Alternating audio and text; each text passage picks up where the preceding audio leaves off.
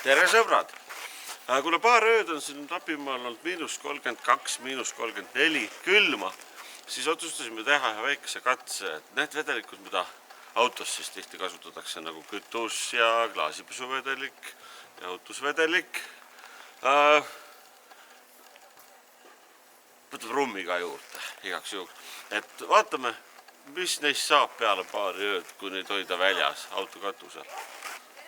Nüüd on siin kõigepealt siis tuli, praegu on temperatuur küll tõusnud, noh, ütleme 27 kraadi, aga need pudelikesid igas ühes siis võrdne kogus nii-öelda vedelikke.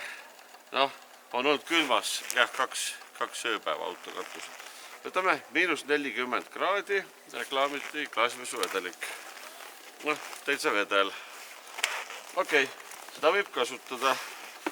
Nii, mis meil siin veel on? Aha, nüüd Eestist kaasa võetud kütus, mida reklaamitakse kui -32 kraadi. Noh, algul oli läbipaistev, nüüd on selline juba valkaks muutunud, aga ikkagi vedel.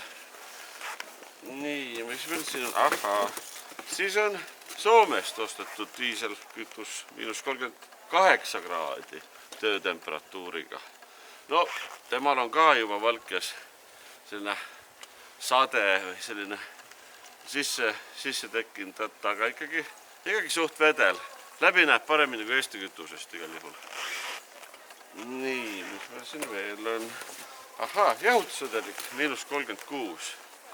No, tema on ilus läbipaistev. Võib-olla natuke voolab niimoodi aeglasemalt, aga ei ole ka viga. Nii, mootoriõli. Täissünd mootoriõli, täitsa uus. No, tema on selline paks, noh, mitte päris tavott, aga suhteliselt paks. Aga noh, ikkagi voolab. Noh, auto läks ilusti käima. Kui üks hommik oli -34, nii et jõudis veel ringi ajada. Aga nüüd, noh, mis me võtsime siis prooviks rommi ka. Probleem on selle 40-kraadise Lidlist ostetud rommiga, et tema nagu ei voola enam, et seda nagu juua väga ei saa. Noh, võrdluseks lihtsalt, et... Aga selline väike katse, tänud kuulamast, vaatamast.